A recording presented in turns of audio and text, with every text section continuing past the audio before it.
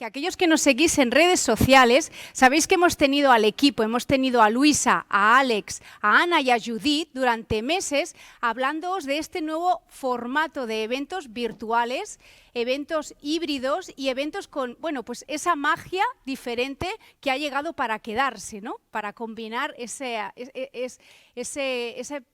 presencialidad de los eventos con la parte de virtualidad. Como os decía, hoy es un día especial, y es especial porque nos avanzamos a Sant Jordi. Sant Jordi es el viernes, el día 23 de abril, y es un día muy señalado en Cataluña, y queríamos hacerlo pues, presentando a un libro, una autora, una escritora de un libro muy especial, y después veréis el porqué. Antes, os quiero presentar a quien de la mano se conocen desde hace muchos años y como decía mi abuela, ¿no? A los amigos los escogemos, a los parientes no. Así que, Margarita Celedón, bienvenida a Barcelona. Gracias por estar aquí, venir desde Bélgica para presentar tu libro aquí con nosotros. Y voy a dejar a alguien muy especial para ti y que yo he conocido hace muy poco. Francisco, buenas tardes, ¿cómo estamos? ¿Nos oyes? Buenas tardes, Yolanda. Encantado de estar con vosotros. Muchas gracias por unirte. Desde París. Déjame que te presente, Francisco, un poco para que te conozca nuestra comunidad y las personas que están conectadas, que son muchas. Margarita, son muchas.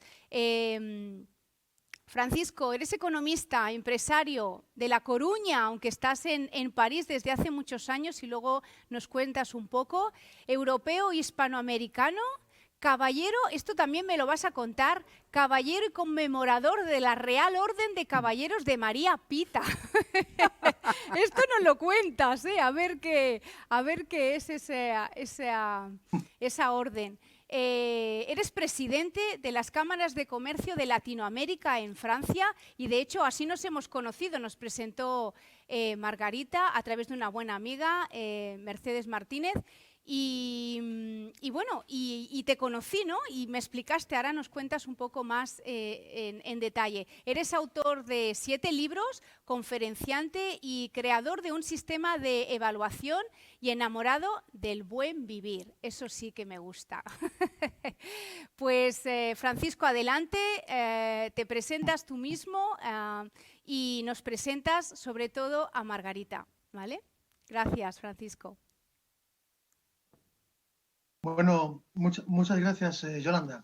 Veo que ya has hecho la presentación tú, solo puedo añadir 4 palabras. Sí, es cierto, soy de La Coruña, he hecho Ciencias Económicas en Santiago de Compostela y he hecho una especialización en Derecho de la Unión Europea en Sciences Po Strasbourg, en el Instituto de Altos Estudios Europeos. Y después, como me casé con una francesa, pues me quedé a vivir en Francia. Y a partir de ahí empecé otra aventura, ya a partir de los años 90, fundamentalmente. Después trabajé en la Cámara de Comercio de España como secretario general, monté una empresa de asesoría y me escogieron para ser presidente de la Cámara de Comercio Latinoamericana hace ahora 6-7 años. 7 años. Muy bien. Por lo tanto, sigo viviendo en París, aunque mis lazos con Hispanoamérica y con España siguen siendo fuertes y de hecho yo creo que dentro de poco estaré en Madrid por una operación que se llama Madrid Platform, que es para atraer inversores latinoamericanos.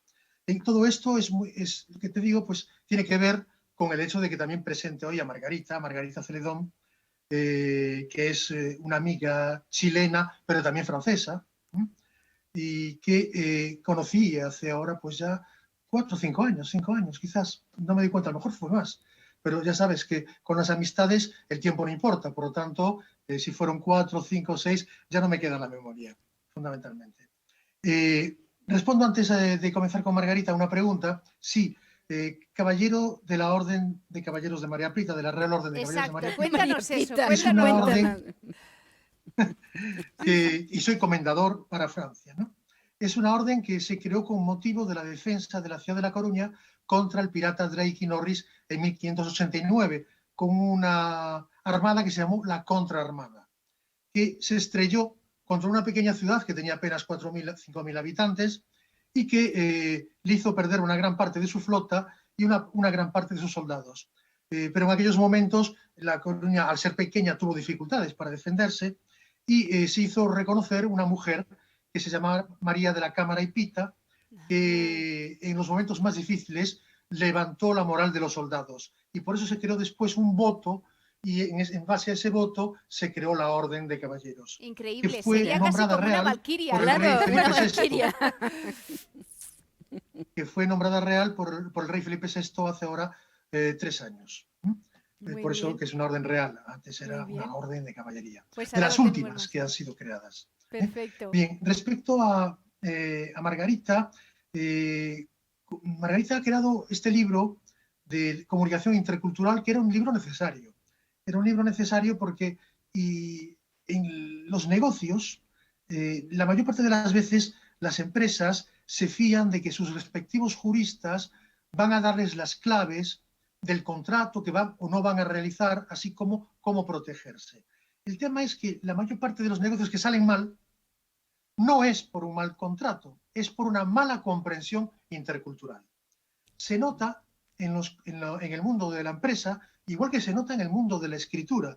Cuando escribes un libro o un artículo, muchas veces lo haces pensando en una serie de conceptos que desarrollas, pero que pueden tener una mala caída en ciertas personas. Y por lo tanto, no se trata de que esas personas se ataquen en sí, pero se puede generar una mala comprensión intercultural precisamente porque los referentes que tenemos cada uno de nosotros, aun siendo de culturas similares, no son siempre los mismos. Por ejemplo, cuando yo hablo de María Pita me parece natural, es la plaza del ayuntamiento de mi ciudad, pero para mucha gente que no sea de La Coruña, ¿de quién habla María Pita? Cuando hablé de la Contraarmada, para mucha gente la Contraarmada no es conocida. Y sin embargo, es el año siguiente de la famosa y felicísima Armada, que luego los ingleses llamaron la Invencible, en modo de guasa. Pero que al año siguiente lanzaron una flota impresionante para intentar vengarse un poco de la Armada, y se llamó la Contraarmada, que cometió el error de caer en La Coruña. Lo siento por ellos. En todo caso, Margarita, chilena y francesa, es importante que presente también su recorrido para comprender el porqué de esta obra. Chilena y francesa quiere decir hispano-europea también, es decir, dos continentes. Dos continentes donde hay dos culturas, la chilena y la francesa, pero que son culturas de una órbita multicultural, puesto que el mundo hispano es multicultural aunque tenga una sola lengua, y el mundo europeo no es monocultural, sigue siendo multicultural aunque con muchas lenguas, con lo cual la complicación se hace más amplia.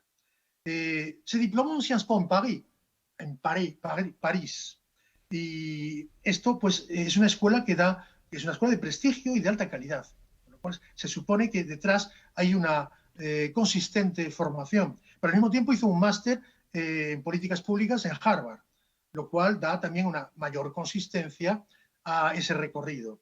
Después, a nivel experiencia, pues ha vivido 27 años en acción internacional e intercultural, en 15 países de 3 continentes.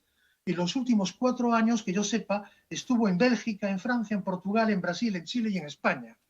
Ya para 4 años es un bagaje bastante impresionante. Además, ese bagaje le ha permitido vivir varias crisis.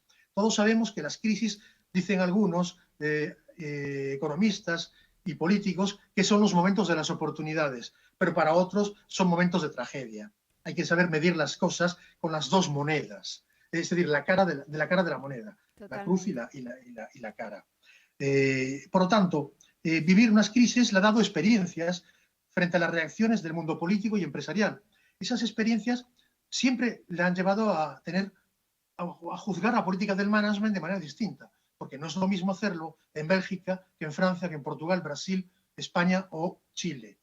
Y esos conceptos que ha ido desarrollando, como los ha hecho a través de su acción propia. Formar a la gente a través de seminarios, conferencias, escribir artículos, acompañar a empresas y asesorarlas. Más que nunca necesario en momentos de cambio, fundamentalmente. Yo, concretamente, te digo que la conocí en Madrid. En Madrid durante un congreso internacional en la UNED. Quizás ya te había conocido antes y después en Madrid nos volvimos a ver y ya intercambiamos más.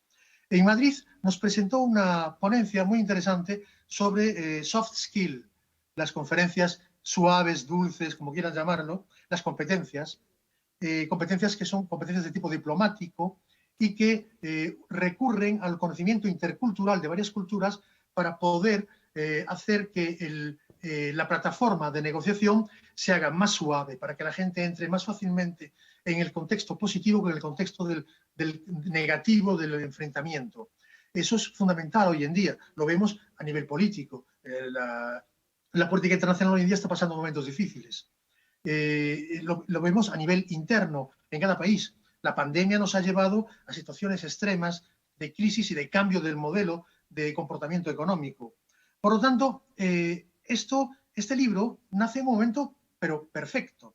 Perfecto porque es el primer libro en español que hace una recopilación de las diferentes obras existentes en otros idiomas, inglés, francés, alemán, y por lo tanto es una première, como dicen en Francia.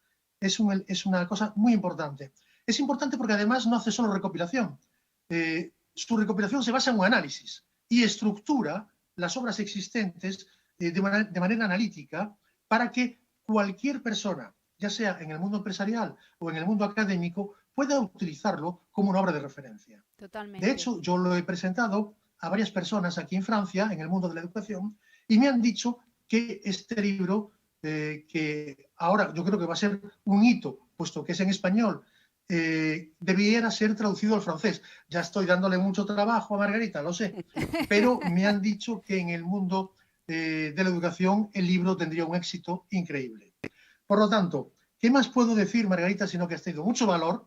Porque, claro, hay que enfrentar un trabajo enorme, solo se ve la parte elevada del iceberg, no se ve la parte detrás, esa parte oscura de muchas noches trabajando, consultando libros, consultando a través de internet, obras, hablando con gente, entrevistándose y luego, al mismo tiempo, viviendo la vida de todos los días, trabajando, luchando. Creo que es el momento de quizás Margarita presente más su libro. Yo, desde mi punto de vista, yo lo tengo conmigo en el despacho, lo utilizo muy a menudo. Yo también. Es un libro importante y creo que debiera serlo para muchísimas personas que trabajan sobre todo en el mundo internacional y en un contexto en el que todo está cambiando. Totalmente. Y en ese momento es cuanto más falta hace ese tipo de libros. Margarita, creo que he hecho una presentación que me correspondía a mí por mi carácter, pero un poquitín más estructurada, quizás ahora lo hará Yolanda y lo harás tú personalmente. Te dejo la palabra. Muchas gracias, Francisco. Como siempre, mira, Francisco es alguien que yo llevo en mi corazón. Es un gran escritor, es un maestro para mí. En el inicio de mi carrera intercultural, él me apoyó enormemente. Y este libro nace en un momento bien particular cuando comienza el COVID y comienza el momento del análisis personal. Me doy cuenta que 27 años de trabajo internacional me ha dado una cierta experiencia en los equipos multiculturales. Y como esto genera muchas veces conflictos, estos conflictos pueden generar lo que yo llamo una fricción creativa. Sale algo muy, muy bonito, sale algo creativo, pero hay que saber codificar la comunicación del otro. Y ese es el objetivo de este libro. Cómo yo aprendo a codificar la comunicación de la persona de otra cultura. Este libro nace también con una idea bien determinada de escribirlo en español. ¿Por qué? Tú tienes muchos libros en inglés por una simple razón que la interculturalidad empieza a ser estudiada después de la Segunda Guerra, pero antes con la inmigración hacia Estados Unidos. Y en Estados Unidos están las dos grandes escuelas, que es de Palo Alto, que hay un gran interculturalista que se llama Hall, sí, y está la escuela de Chicago. Sí. Estas escuelas generan, hasta el día de hoy, una reflexión intelectual en la interculturalidad muy interesante. Luego viene en el management intercultural, que es más la empresa, un neerlandés de los Países Bajos, el señor Hofstede. El señor Hofstede es un hombre que en los años 70 trabaja en IBM. la primera y gran multinacional mundial. Y él se da cuenta que las culturas tienen reflejos y actitudes diferentes en función a la jerarquía. Por ejemplo, cómo un holandés, un neerlandés va a tener la idea de la jerarquía es totalmente diferente de la de un chino, de la de un español o la de un francés, por nombrar algunos. Entonces, me doy cuenta que hay mucha literatura, pero no la hay en español. Y nosotros los hispanos podemos tener un punto de vista de la interculturalidad, sobre todo con Iberoamérica. Totalmente. Iberoamérica es un idioma, muchas culturas. Y bueno, este libro entonces nace, es un libro que no es académico, yo quiero dejar bien claro, no es un libro que va a tener una reflexión intelectual profunda sobre la interculturalidad. Es la primera etapa para que cualquier persona, cualquiera, un estudiante, un profesional, un expatriado que tiene que ir a trabajar a otro país, diga, yo voy a comenzar a desarrollar mi inteligencia intercultural, porque es como un idioma, tú aprendes ciertos códigos, tú generas esa actitud frente a una cultura. ¿Y cuál es? La primera, la empatía. Claro. Y cómo saber comunicar. Entonces, el libro se divide en una parte teórica, efectivamente, donde analizo lo que es el origen, lo que es la palabra cultura, la interculturalidad. Luego voy a la parte de la comunicación intercultural y cómo aprender a descodificar las otras culturas. Analizo un poco lo que son los estereotipos, porque casi siempre que se habla de interculturalidad nosotros tenemos muchos estereotipos. Los sesgos inconscientes, las microagresiones, para terminar con 15 países de los cuales yo conozco, he visitado, he trabajado o he tenido que hacer misiones para dar consejos para estar mejor preparado. No se trata de que tú vayas a leer el libro y vas a poder ir a negociar inmediatamente y vas a tener un negocio formidable en China. No, lo que tú vas a aprender es cómo tú tienes que llegar y qué postura Claro. y cómo tú lo vas a escuchar. A mí me parece, además, Margarita, que es como bien dices, una guía, ¿no? Y es una guía que Una te da guía. herramientas muy prácticas para romper, ¿no? Ese iceberg, digamos, y esos choques interculturales que explicas en el libro. Exactamente. En el entorno en el que nos encontramos, que las organizaciones, nosotros estamos en el corazón del 22 arroba, ¿no? Aquí en este distrito hay 8.500 empresas, hay un total de 120.000 trabajadores. Oh, la, la. Y esto de todas partes, hay multinacionales que tienen 20.000 trabajadores, ¿no? Esto es, al final, bueno, es el Distrito de Innovación y Tecnología de Barcelona. Entonces, con la dificultad que tienen estas empresas para atraer talento, a mí no me gusta el concepto de retener, sino enamorar o fidelizar, ¿no? ¿De qué manera el contexto que explicas en el libro, ¿no? Estas herramientas pueden ayudar a romper ese iceberg, ¿no? Intercultural, esos roces que tienen estas organizaciones que les hacen el brain drain, que dicen los americanos, la pérdida de este talento? Exactamente. ¿Cómo crees que qué pueden hacer? Y sobre todo ahora, en el momento que nos encontramos de disengagement, ¿no? Como dicen los americanos, porque el COVID, ¿qué nos ha llevado? A un trabajo deslocalizado, teletrabajo, ¿y cómo volvemos a motivar los equipos? O sea, yo estoy escuchando cada día empresas que dicen, mis equipos, o sea, no están motivados, quieren volver a la oficina a trabajar, porque no es una cuestión de flexibilidad, es una cuestión de sentirse parte de un equipo. Exacto, mira. ¿En qué sentido este libro te va a ayudar? Este libro te va a ayudar a tratar, a comenzar a entender cómo tú te tienes que comunicar con otra cultura. Por ejemplo, tienes un equipo aquí en el arroba, 22. yo veo 22, hay latinoamericanos, hay suecos, y no es solo entender cómo ellos se comportan, sino que entender cómo el brasilero mira al inglés y viceversa, cómo el inglés mira al brasilero, cómo el francés va a mirar a los otros y cómo van a tener que trabajar, tener una sinergia, y en este libro ellos van a empezar a aprender cómo ellos tienen que crear un hábito de descodificar el mensaje del otro mediante una serie de técnicas que están dadas aquí. y sobre todo en lo que es a nivel de empresa. Hoy en día la interculturalidad está muy implicada en lo que es la cultura organizacional de una empresa, que fue interesante porque yo estoy colaborando mucho con una gran especialista y una amiga personal que es Valeria Rodríguez, que es certificada en Hofstede, que es un instituto que nace de este gran interculturalista padre del management intercultural que se llama Gert von Hofstede, que está en Finlandia, que te prepara y te da instrumentos. Hay un análisis que se llama un enfoque multifuncional organizacional, que te va a ayudar a preparar la empresa para que tú adecues la cultura organizacional de la empresa a la cultura nacional. Y esos son instrumentos que tú puedes hacer y analizar, y los hacen, claro, gente que está en el ámbito. ¿Cómo una empresa, como tú dices, cómo @22 puede utilizar este libro?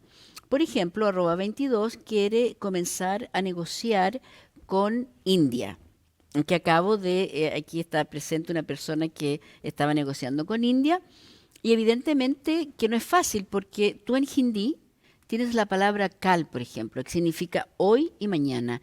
Todo depende del contexto, porque son culturas que son de alto contexto, que se llama la interculturalidad. Es decir, necesitamos conocer todo un contexto para saber qué es lo que ellos nos quieren decir, Claro. que es diferente de los norteamericanos. Los norteamericanos son una de las culturas de bajo contexto, que se llama, que son muy explícitos. Esto es muy interesante, ¿eh? ¿Qué estás diciendo? Los norteamericanos te hablan claramente. Ellos nacen, se educan, se forman para ser muy claros. Por ejemplo, un norteamericano cuando te va a dar una indicación de una dirección, te dice, mira, tú tienes que ir a tal calle, vas a doblar a la derecha, vas a ir hacia el noreste, después vas a ir hacia el sur y vas a llegar, va a haber un semáforo. Te da todas las indicaciones.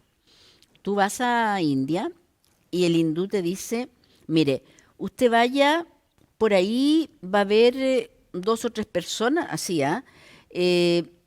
y puede ver que hay un cartel que es minúsculo, de este tamaño, en el cual usted va a tener que subir quizás un poco y llegará. Y ya te has perdido. Y ya tú ya no sabes dónde estás en esta vida. ¿Te das cuenta? Totalmente. Esa es la diferencia, que fue estudiada y tú lo aprendes porque hay toda una teoría. Mira, te voy a explicar. Este libro no es de la cultura del TikTok, que le llamo. Yo no tengo nada contra la cultura del TikTok. Esos microproyectos, micro aprendizaje. Yo creo que es necesario, por eso yo analizo un poco de dónde viene, cuáles son las teorías que sustentan este actuar intercultural. Y esto te va a ayudar a saber por qué en China está el contexto, en India está el contexto. Pero muchas veces no podemos evitar tener patrones en la cabeza, ¿no? Y nos pasa a todos. Entonces empiezas, tienes un cliente, un proveedor, y es de cierta nacionalidad. Holandés, francés, italiano, y ya empiezas con un patrón, con unos prejuicios, ¿no? Estereotipos. Ya, estereotipo previo. ¿Cómo haces para evitar eso? Porque es verdad que puede haber, pues hay una parte de ADN que está ahí, ¿no? Es decir, no se va a comportar igual una persona que es alemana que una persona que es latina. Entonces tú ya sabes que hay una manera de expresarse, de la complicidad que se va a establecer, ¿no? Pero ¿cómo haces para que ese sesgo no te afecte cuando tú estás... esto también... Sí. Mira, el estereotipo, te vas a sorprender con lo que yo te voy a decir, no es siempre negativo. Porque cuando los niños son pequeños, ellos aprenden con estereotipos. Sí, es verdad. Es decir, lo que pasa es que con el tiempo, ese estereotipo puede llegar a ser un prejuicio negativo o puede ayudarte a conocer mejor una cultura. Solo que el problema está en los sesgos inconscientes. Porque de verdad, tú dices, mira, yo he encontrado un alemán y por definición el alemán es organizado, va a llegar a la hora. Entonces, si ese alemán llega atrasado, no me cuadra dentro de mi estereotipo. Por ejemplo, tú vas a ir a Japón, yo viví en Japón, y los silencios. No, es increíble cómo a ti te es incómodo un silencio cuando no no entiendes. Entonces, ¿en qué te va a ayudar este libro o saber de los estereotipos? Tú tienes que saber que, claro, voy a utilizar este estereotipo en forma positiva. Yo sé que el japonés es una persona que no habla mucho, es una persona que le gustan los silencios. Entonces yo los voy a respetar Claro. y voy, por esa razón, quizás a tener éxito en mi negocio, porque voy a respetar la forma en que él se va a comportar frente a mí. Por ejemplo, cuando tú negocias, porque está de moda ahora ir a China, negociamos con China. En China ellos usan mucho un juego que se llama de Go, que es el ajedrez chino. Pero es genial porque es un juego donde tú, cansando a tu adversario, lo vas a Ganas. vencer. ¿Te das cuenta? Entonces, conociendo eso, que tú puedes verlo en el libro, conociendo todas si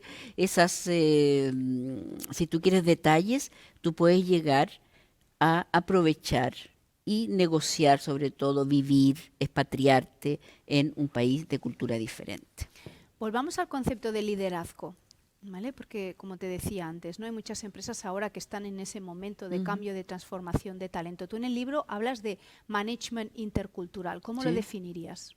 Mira, el management intercultural es la introducción en la empresa de el factor intercultural para lograr definir la cultura de mi organización en forma óptima. Se llama cultura organizacional óptima. ¿En qué sentido? En que toda la gente esté feliz, se sienta incluida, la inclusión, la aceptación de la diversidad y la agilidad. Por ejemplo, yo estoy colaborando mucho con una interculturalista que es chilena de origen, pero vive en España, que es Yasmín Chamizo, que acaba de hacer un estudio en el Business Agility Institute de Australia, en el cual ellos están estudiando, y va a salir ahora ese estudio, sobre agilidad, diversidad e inclusión.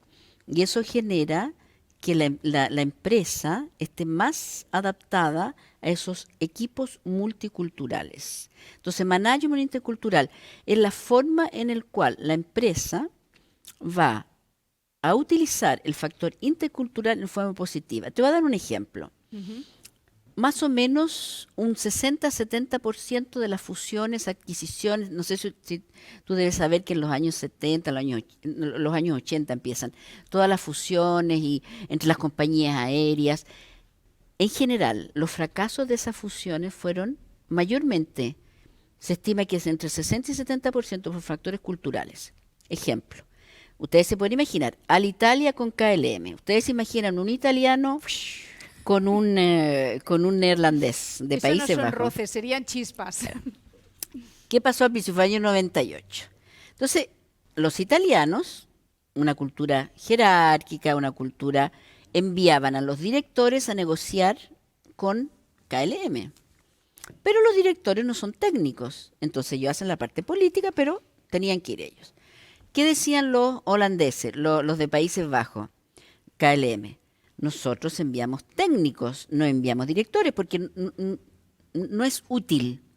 Entonces, dentro de esta situación se creó una explosión enorme y en el año 2000 se separa, se anula esa... en marketing intercultural, también tú tienes que conocer la cultura del otro. ¿Qué es lo que pasó en el 2011 con Puma? La zapatilla, Sí. en los Emiratos Árabes Unidos. Era el 40º aniversario de la fundación de los Emiratos Árabes Unidos.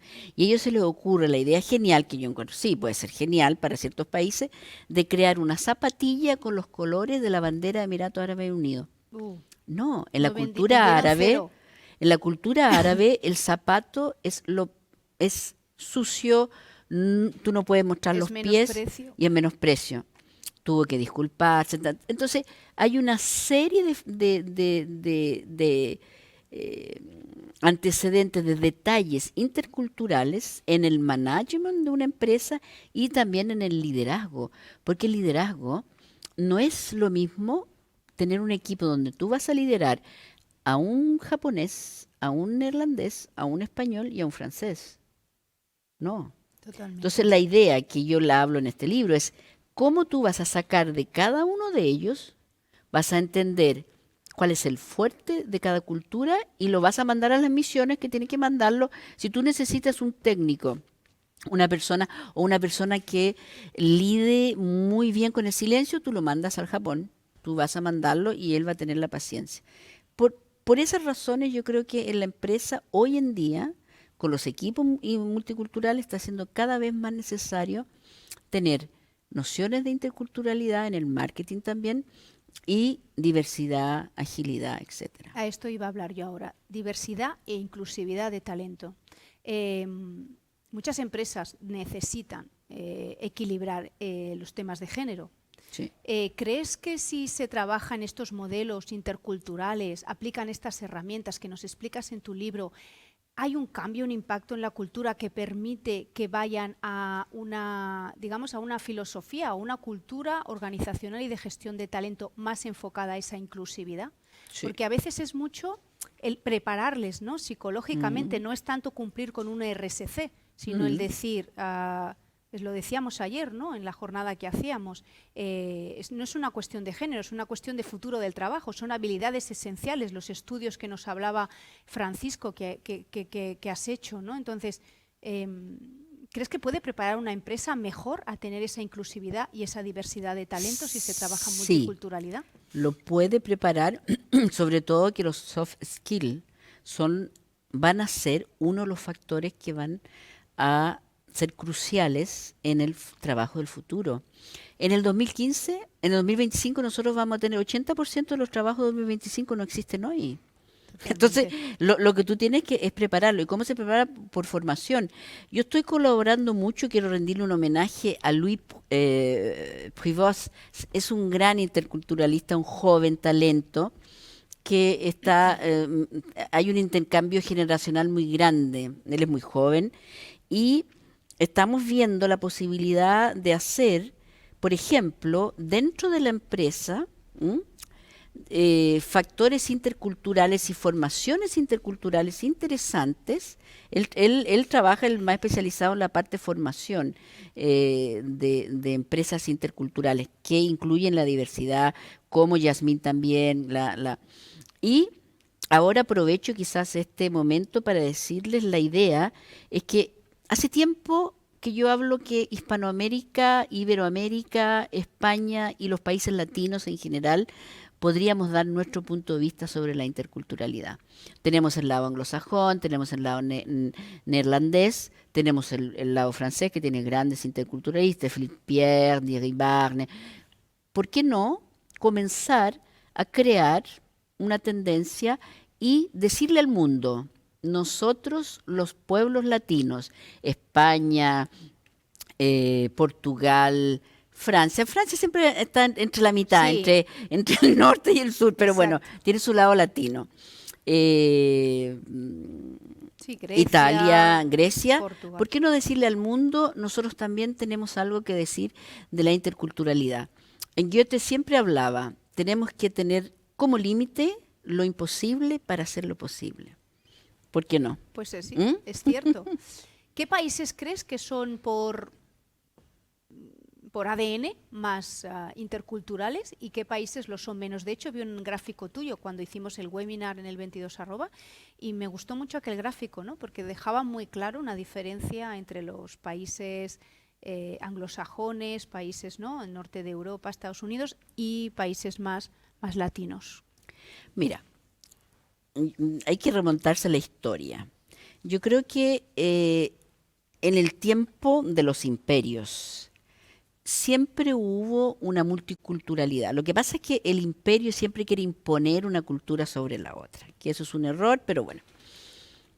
Nosotros vemos hoy que los anglosajones, por dos razones, son muy multiculturales y por eso tienen también teorías multiculturales, como ya te dije, Palo Alto, Chicago, Inglaterra, porque ellos siempre comercializaron, tuvieron grandes imperios, ¿ya? Comercializaban y a la vez recibían a mucha gente. Estados Unidos es un gran pensador de la interculturalidad, hay que confesarlo, porque ellos están formados a la base de su propia historia. De una historia. Entonces, tiene culturas que han estado más acostumbradas a estar con otras culturas, valga la redundancia. Francia también. Francia tiene lo que pasa es que en francés tiene un lado así como siempre se dice, Francia está fuera. No es que esté fuera, es única, del buen sentido. Y quizás pero bueno, entonces tú tienes países que han tenido esa experiencia más internacional, pero un país como Corea del Norte, tú te puedes imaginar, un país que vive encerrado, un país como Albania, que muchos años vivió en una autarquía. Ellos tienen poco contacto intercultural. ¿Qué pasa en América, en Iberoamérica? Lo que pasa es que en Iberoamérica es tan grande y todos hablan, por ejemplo, español. Salvo una isla que es enorme, que se llama Brasil, que habla portugués. Pero los portugueses, los brasileños son tan geniales que ellos entienden todo lo que hablamos nosotros, los hispanoparlantes. Sí. Entonces, ¿qué pasa?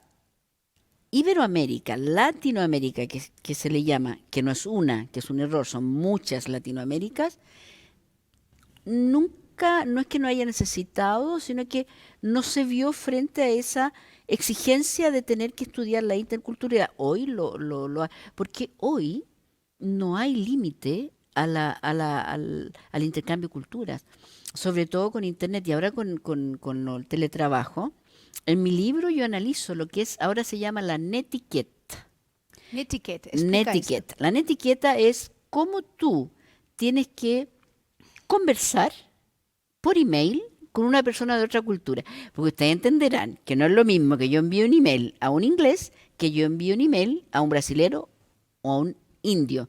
Porque el brasilero me va a preguntar cómo estoy, el africano me va a preguntar por mi familia, por mi perrito, por una serie de cosas. El inglés o el americano va a ir directo al punto. Entonces, tú tienes que aprender cómo tú escribes un email, que se llama la netiqueta, y cómo tú preparas una videoconferencia, porque no es fácil. La videoconferencia, ¿qué es la falencia? Es que tú no ves la comunicación no verbal. Y la comunicación no verbal, que es la comunicación que nosotros exprimimos con nuestras manos, con nuestro cuerpo, con nuestra voz, cómo miramos. Esa comunicación tú la tienes difícilmente en una videoconferencia. Entonces, si incluso hay expertos que hablan que de la comunicación un 80% es comunicación no verbal. Entonces, ese es el gran problema, por ejemplo, de videoconferencias. Por eso tenemos que prepararnos. Aquí se analiza un poco, y sobre todo hoy, todo se está haciendo por teletrabajo. Y tenemos que estar preparados. Sí, totalmente. A empresas que nos están escuchando, porque hay conectados responsables de talento, de innovación, si tienen, seguramente, ¿no? que en todos los temas que se trabajan a nivel cultural han tocado, ¿no? Algún tema de o interculturalidad, pero ¿qué recomendarías? ¿Por dónde dirías que dentro de tu libro y de las herramientas que explicas y que compartes, por dónde les recomendarías que empezaran por un ABC? ¿Qué les recomendarías? Que leyeran el libro. Eso por supuesto. ¿Sabes por qué? Te voy a explicar. Porque este libro, como te digo, no es un libro de reflexión intelectual sobre la interculturalidad. Es una introducción en la cual una empresa, una startup, que ustedes trabajan mucho con startup, quiere internacionalizarse. Sería bueno comenzar a conocer lo que es la comunicación intercultural y cómo tú te tienes que comenzar a aprender los códigos de comunicación de otra cultura. Yo creo que lo principal es tomar conciencia de que existen varias culturas y tomar conciencia que para negociar, para comercializar, para vender un producto, simplemente tú tienes que conocer la cultura del otro. No sé si ustedes saben lo que pasó ahora hace poco con Dolce & Gabbana. Dolce & Gabbana, para celebrar, no sé, 40, 50 años de no sé qué historia, debe ser de la María Pita, como de Francisco, bueno, presentan un comercial y fue el error más grande. Ahora hay hubo un boicot enorme de la parte de los chinos. 70% del mercado de lujo hoy día es Asia. Sí. Entonces, que los asiáticos no quieran comprar Dolce & Gabbana o Louis Vuitton o algo así ¿Y qué es grave. ocurrió? ¿Por qué ¿Qué con ocurrió? Que pusieron una actriz china a comer pasta con los palitos. Entonces, la actriz china tenía dificultad para comer la pasta. Entonces ellos lo consideraron que fue la ofensa más grande y reírse de la forma de comer de los chinos. Bueno, Dolce & Gabbana presentó una disculpa, dijo que no era su idea el ofender, que él consideraba que la cultura china era milenaria, y que es cierto, la cultura china es una cultura milenaria. Lo que pasa es que nosotros en el mundo occidental se ha vivido muchos años en una eurocentrismo cultural, que lo llamo. Es decir, ¿quién es culto? Es la persona que conoce la cultura europea. Pero ¿quién conoce la cultura ancestral china? La cultura del samurái, que es el Quijote del Sí, Japón. sí, Es sí. decir, seamos más humildes Ujú. y vamos a intentar, vamos a empezar a conocer las otras culturas, interesarnos, la empatía. Esa es la clave de la comunicación intercultural, es la empatía. No es hacer con el otro lo que yo quiero que hicieran conmigo, Claro, es hacer con el otro lo que el otro quieren que hagan con él. claro. Otros ejemplos de fracaso en modelos interculturales es los modelos que veíamos, ¿no? Por ejemplo, ayer de Corporate Venture, que es la unión de, digamos, de la gran corporación, ¿no? Con una startup para innovar cuando no se entienden. Ya. Entonces, claro, ahí, ¿no? Y Ahí, ahí entra con Valeria Rodríguez, y que ella es certificada de Hofstede, lo trato de pronunciar bien en honor a mi partner, Hofstede, que es un neerlandés, que es el padre del management intercultural.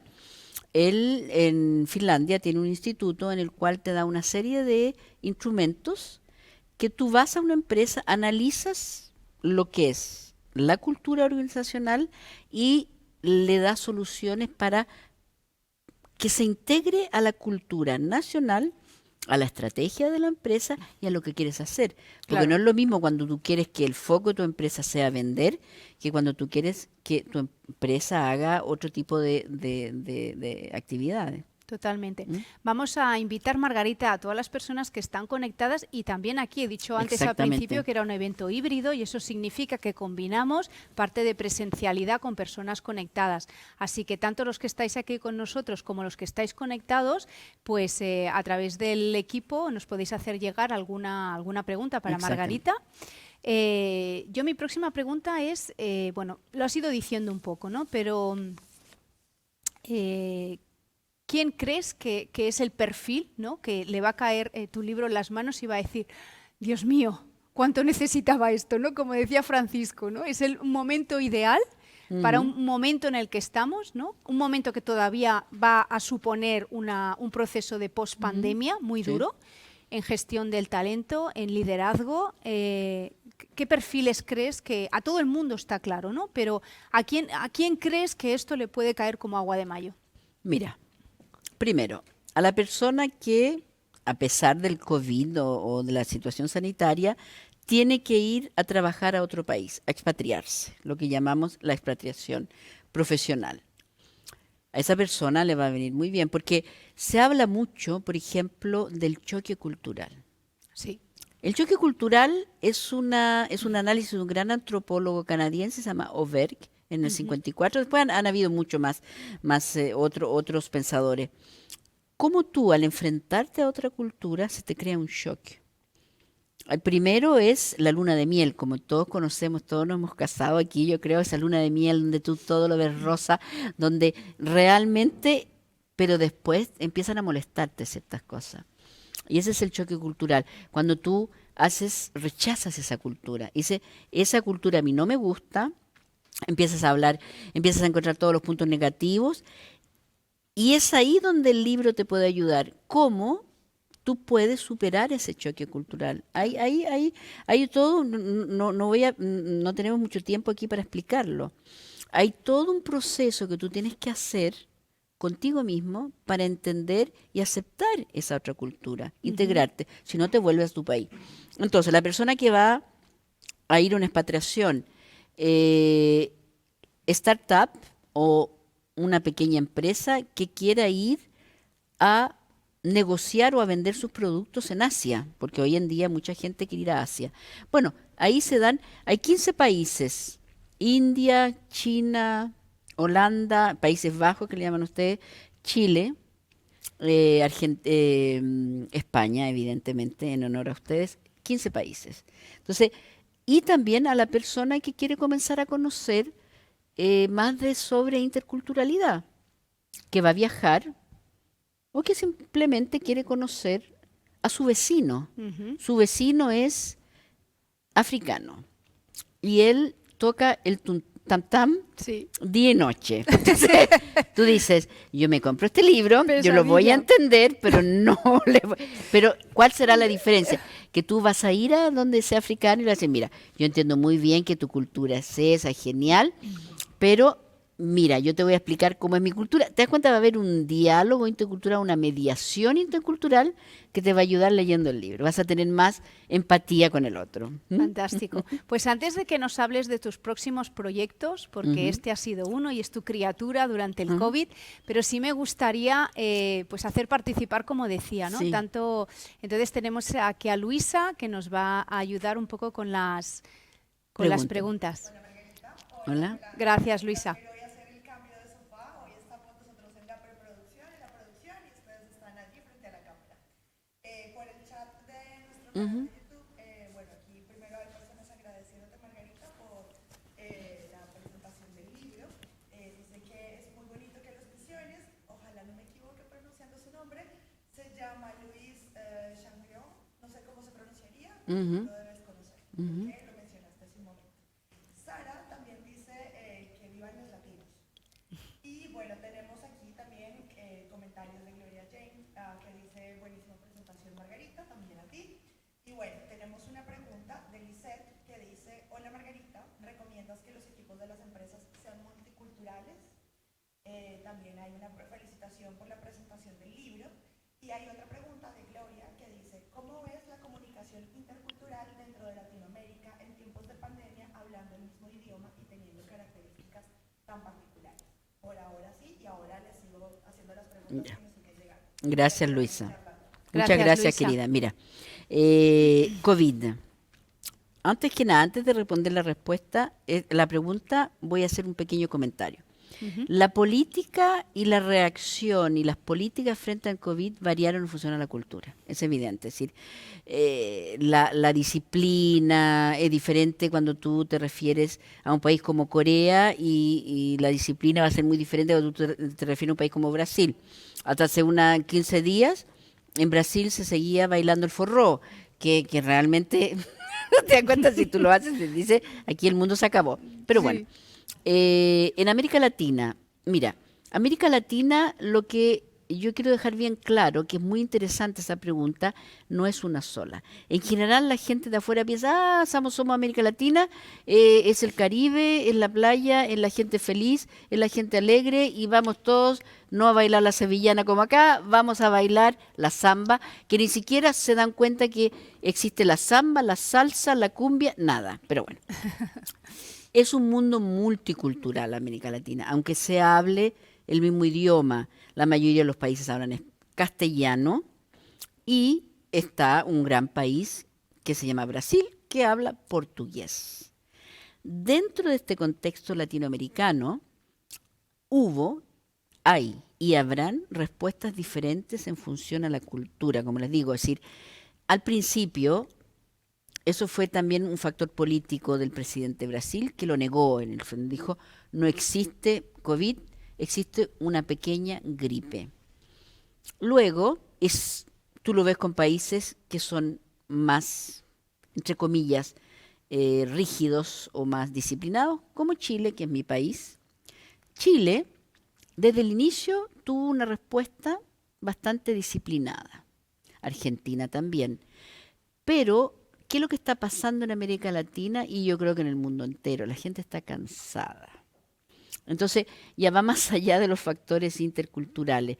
Lo que pasa es que hay un cansancio y el COVID en sí te genera dos grandes dilemas, que es la incertidumbre, que se estudia en la interculturalidad. Tú en las dimensiones, que llaman dimensiones de Hofstede, que está en el libro, está cómo la cultura enfrenta la incertidumbre. La incertidumbre es diferente para un inglés que para un francés, que para un español, que para un chileno. Y el segundo factor del COVID es la muerte. Nosotros durante muchos años, existe un gran filósofo francés que yo admiro, que se llama Edgar Morin, que tiene casi 100 años, que él habló, nosotros nos olvidamos de la muerte que existía, la queríamos negar. No, teníamos muchas certezas. Hoy en día vivimos en el famoso VUCA, el mundo VUCA en el cual todo es incierto. No sabemos lo que va a pasar en 15 días más, si vamos a poder viajar, si vamos a poder ir al lado. Claro. Y la muerte, por ejemplo, en Indonesia, fue increíble. La gente se huía del hospital porque en su espiritualidad Sí. ellos querían morir con sus parientes. En su casa en y su con sus casa. familias. Entonces hay una diferencia enorme del sí, el COVID no va a terminar con el beso social, espero. No Para sé. los latinos difícil, ¿eh? Que Para eso los latinos. pase. Estamos todos deseando de que haya... Bueno, tocar, digamos, expliquémonos bien, pero por lo menos presencialidad, acercamiento, ¿no? Porque esto está muy bien y la verdad es que te permite, y yo creo también, que estos eventos híbridos y digitales, y ayer viste uno, hoy estás viendo Sí. otro contigo, que han venido para quedarse y tienen muchas ventajas, pero los humanos somos lo que somos y necesitamos vernos, abrazarnos. Somos primates, Totalmente. desde la época griega somos un animal, tenemos un instinto gregario Es así. en el cual necesitamos, pero tú sabes que en Brasil había una broma muy genial porque decían que los alemanes estaban horrorizados por la distancia de 2 metros porque se tenían que acercar más de lo que estaban acostumbrados. Pero bueno. Increíble, Ujú. increíble. Es así. Muy bien, Luisa, ¿tenemos alguna pregunta más? Hola, ahora sí. Seguimos. Bueno, seguimos con las preguntas y nos pregunta Alexander Arnal que qué beneficio le puede traer a las empresas tener equipos de trabajo multiculturales. Enormes, enormes. Tú tienes en un equipo multicultural una sinergia, una energía que es impresionantemente potencializada por el factor que hayan personas que piensen diferente, que actúen diferente, que analicen diferente. Ponte a pensar, yo tengo un problema X. Yo siempre fui fuerte en matemáticas, no sé por qué. Y yo quiero encontrar una solución, una ecuación matemática. ¿Qué es mejor que no tener un equipo donde muchas personas piensen diferente? ¿Ustedes saben que los vietnamitas son fieras en matemáticas? Vietnamitas. Sí. Los vietnamitas, no sé por qué, pero entonces, tiene unas ventajas enormes la multiculturalidad por ejemplo, en el marketing. En el marketing, la creación, en el design, en las ventas y en el análisis también estratégico. Un equipo multicultural te va a dar diferentes posiciones con diferentes soluciones. Y antes de terminar, se me olvidó que quería agradecer mucho lo que tú me hablaste de Sara Galinari. Yo le quiero agradecer su presencia, una gran interculturalista. Ella corrigió la parte de Italia, una mujer extraordinaria y una gran interculturalista, y yo le agradezco que haya presenciado y le agradezco que haya revisado mi lado de Italia. Vale, bueno, sigamos. Camila Vergara Salgado dice, ¿cómo dejar de subestimar a las personas por su acento, bien sea hablando una segunda lengua como el inglés o dentro del mismo español, Latinoamérica versus España? Bueno, eso de los acentos es algo bien particular que se llaman las microagresiones interculturales. Es típico, cuando dicen, mira qué genial, ella habla cantadito.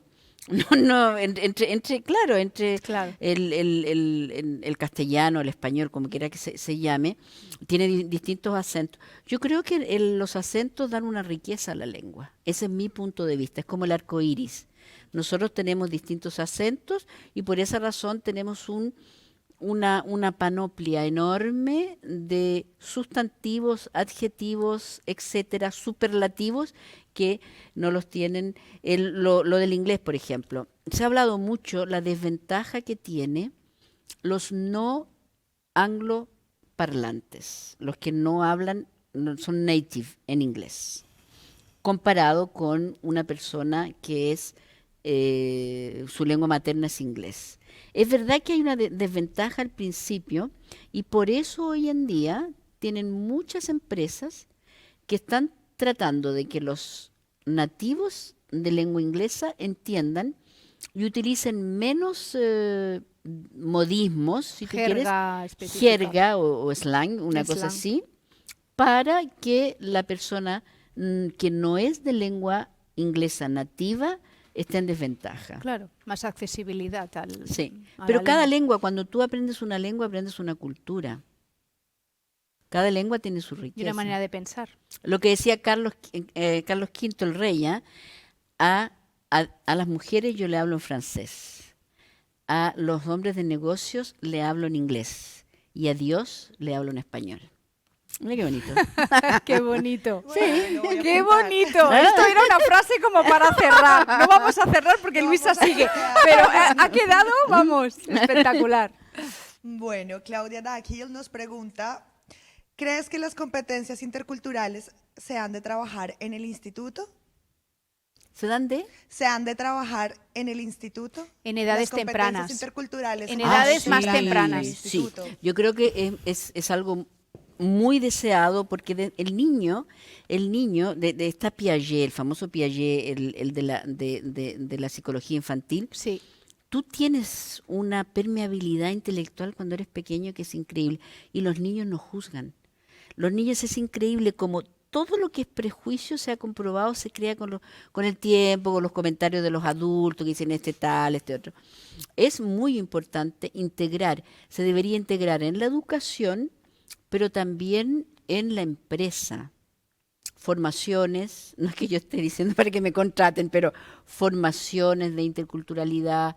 Hay casos, hay millones de casos que yo les podía hablar de dos personas que podrían haber hecho un trabajo excelente y por la diferencia cultural no se entendieron y no lo hicieron. Pasa mucho, por ejemplo, yo tuve el caso de un mexicano que fue a trabajar a Holanda. Ustedes saben que Holanda es un país, no es que se habla que no hay jerarquía, no es verdad. En Holanda hay un mínimo de jerarquía que es un poco especial, pero los holandeses no tienen la misma jerarquía que el español o que el mexicano. Llegó el mexicano, era un gerente, y el equipo dijo, miren, nosotros parece que no tenemos jefe. Es decir, nosotros parece que tenemos un dictador como jefe, porque ellos no estaban acostumbrados. Los holandeses no tienen esa jerarquía. Y el mexicano decía, pero ellos me exigen mucho. Quieren que yo tenga respuesta a todo lo que ellos me piden. Claro. Yo no soy un dios, no soy una persona que puede dar respuestas a todo tipo de preguntas. Entonces, se sintió muy mal este hombre, yo le hice un coaching durante un tiempo y mejoró la situación porque él tuvo que entender que los neerlandeses, los holandeses no tienen jerarquía, no les gusta que se tenga esa distancia jerárquica tan grande y el mexicano es una sociedad que tiene una alta jerarquía. Entonces es indispensable desde pequeño la interculturalidad y en la empresa. Muy bien, pues Seguimos entonces aquí. Pregunta Mercedes Martínez, ¿qué hacemos mal en nuestros viajes que todavía tenemos tanto que aprender en temas interculturales? Mira, yo no creo que lo hacemos mal. Lo que pasa es que tenemos estereotipos y estamos convencidos, por ejemplo, cuando tú vas a Alemania, que es el caso muy típico, el alemán es una persona muy respetuosa, muy rigurosa. Y cuando tú ves los alemanes en Torremolinos, en el sur de España, tú dices, o yo estoy soñando, o yo veo otro ser humano frente a mí, porque es la desbandada, si ya es, yo en este mundo puedo hacer lo que se me dé la gana. Yo creo que ese es el error. No es que nos creemos que podemos permitirnos todo porque estamos fuera de nuestra cultura. Y eso es algo psicológico. Cuando yo estoy dentro de mi cultura, yo sé cuáles son los padrones culturales. Yo sé que tengo que hacer esto, tengo que hacer este otro. Entonces, cuando yo salgo de la estructura que yo estoy acostumbrada a vivir, es ad libitum. Yo puedo hacer lo que se me dé la gana. Y ese es el error. Tenemos que no hacer lo que no se nos dé la gana y tenemos que respetar la otra cultura. No es porque haya sol que vamos a estar todos desnudos. Totalmente, Claro. totalmente. Muy bien, Luisa, ¿queda alguna pregunta? Bueno, sí, preguntas es que se están motivando. Podríamos- Aquí estamos como que... Si Muy seguimos bien, muy derecho, bien. nos dan las Gracias 10 por de toda la esa noche. participación. Sí, no, a es todos los que excelente. estáis aquí, los que están conectados también. y Pregunta Carla conectadas. Castro que cuál es el papel de un líder expatriado en donde tiene que incorporar la multiculturalidad estando fuera de su país. ¿Cuál es el papel de un líder? El hacer la aglutinación de todas las culturas, de todas las formas de liderazgo que él ve en su equipo, creando un liderazgo inclusivo. Es decir, yo tengo una formación como líder X, tengo distintos funcionarios o personas que están en mi equipo que tienen diferentes tipos de actitudes frente al liderazgo. Ahí donde yo tengo que hacer lo que se llama un liderazgo de síntesis o lo que se llama en interculturalidad una tercera cultura. Cultura 1, la que yo tengo, cultura 2, la organizacional de la empresa, cultura 3, en la que yo hago la síntesis para que todos seamos felices. Porque ¿cuál es el objetivo final de una empresa? Es que la gente trabaje feliz. Porque Que la sea gente feliz, trabajando feliz va a es ser más productiva. productiva. En eso estamos de acuerdo. Salió. Totalmente. Bueno, para dejarlas ahora continuar, voy a hacer una última pregunta y luego tú puedes seguir haciéndole las preguntas que tienes a Margarita, ¿vale? Gracias, Luisa. Bueno, que sepas, Margarita, que Sara te manda, mejor dicho, aquí hay mucho amor en este chat por parte de Tanto Sara. baci, Te lo digo. baci Sara, e abbracci, italiano. Sara, muchas gracias por estar aquí. Bueno, en general a todos, realmente. Bueno, preguntas. Eduard Tardio pregunta, comenta, creo que empatizar y adaptar nuestra actitud según la cultura del otro o de la otra es complejo para muchas personas. Según tu experiencia, ¿cómo se debe afrontar este cambio de discurso y de comportamiento? Mira, la complejidad, en el fondo todo proceso puede ser complejo si tú no lo conoces. Es ahí lo que, insisto, conozcamos lo que es la comunicación con otras culturas, de los códigos culturales. Yo creo que la clave es esa. Yo conozco el código cultural de la otra cultura y me va a ser más fácil. Evidente, porque yo ya voy a conocer, es lo mismo que si yo voy para poner casos extremos, yo me voy al Japón.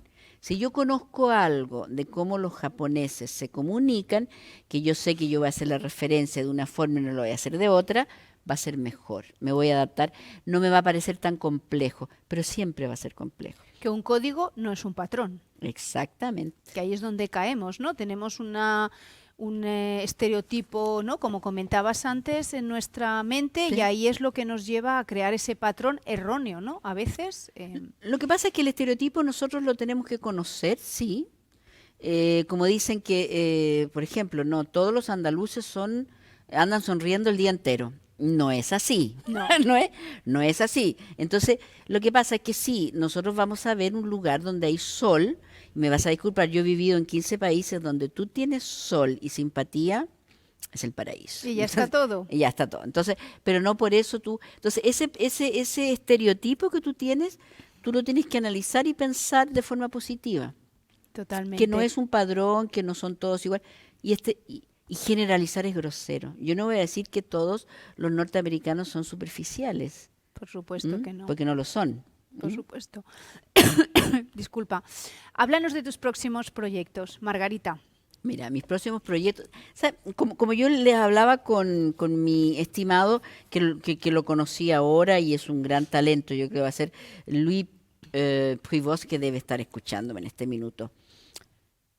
Comenzar, sí, un análisis de la interculturalidad desde el punto de vista de la Europa del Sur, de cómo pensar los italianos. Es lo mismo hacer como un renacimiento de la interculturalidad. Que ¿ustedes creen que el Renacimiento hubiese existido si no existiese Italia o España? No. Italia o España fueron la cuna del Renacimiento. Totalmente. ¿Por qué no crear un nuevo Renacimiento? La idea es continuar en esta temática intercultural. Esto es una guía, una introducción. No es un tratado de pensamiento estratégico intelectual. La idea es decirle al mundo, yo sigo insistiendo, que nosotros, como culturas latinas de Europa del Sur, tenemos algo que decir, como lo Totalmente. dicen los norteamericanos, los anglosajones, los neerlandeses, los franceses, y intentar de hacer una síntesis y decirle al mundo, pensamos de esta forma. Esa es la idea.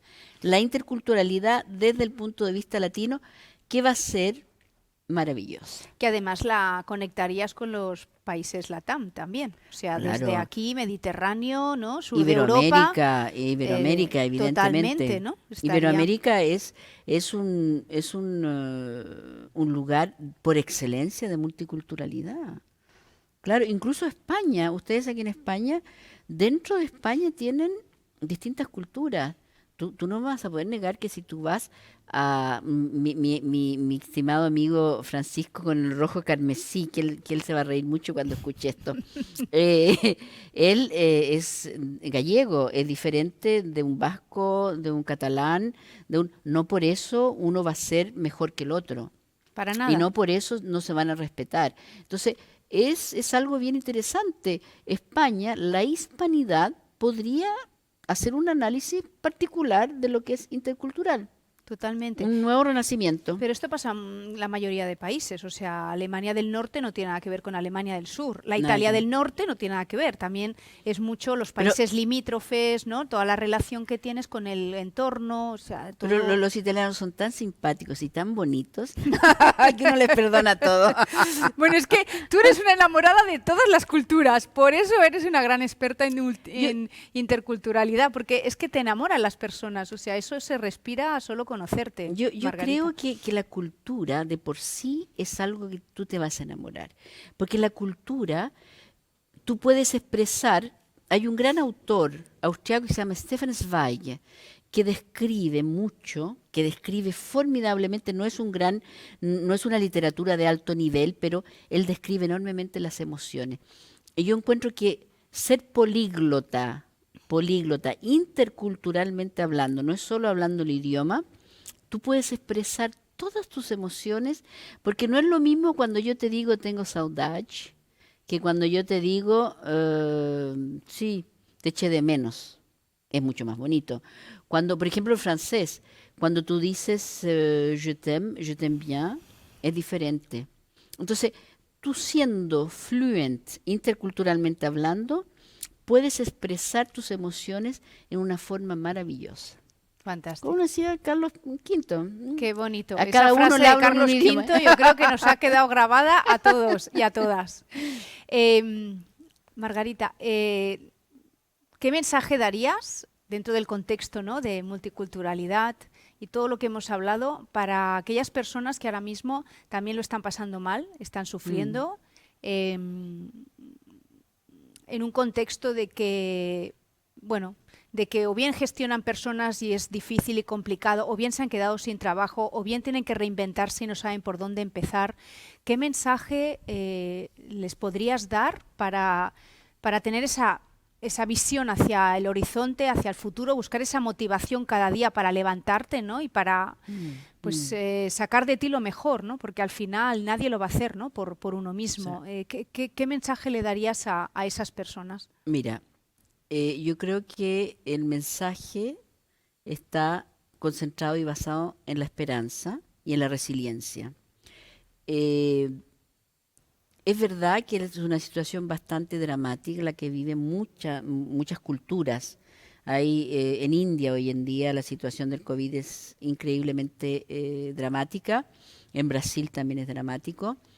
Nunca se tiene que perder la esperanza y saber que culturalmente hablando nosotros tenemos que tratar de buscar dentro de este disco duro que es el nuestro, el ADN cultural, esa resiliencia y esos momentos de alegría, esos momentos de optimismo para superar esta etapa. Y sobre todo, sí quiero mandarle un mensaje a todo lo que es intercultural.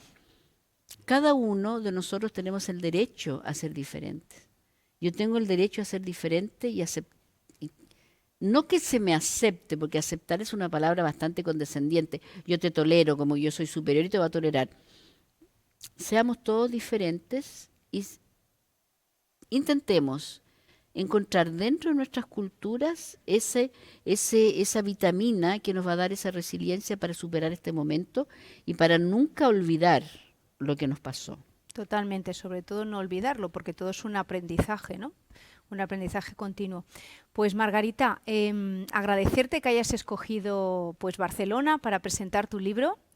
Gracias por ese cariño que tienes a España. Yo sé un secreto que, bueno, un secreto. No lo voy a decir, más que nada que va a estar más cerca de lo que nos...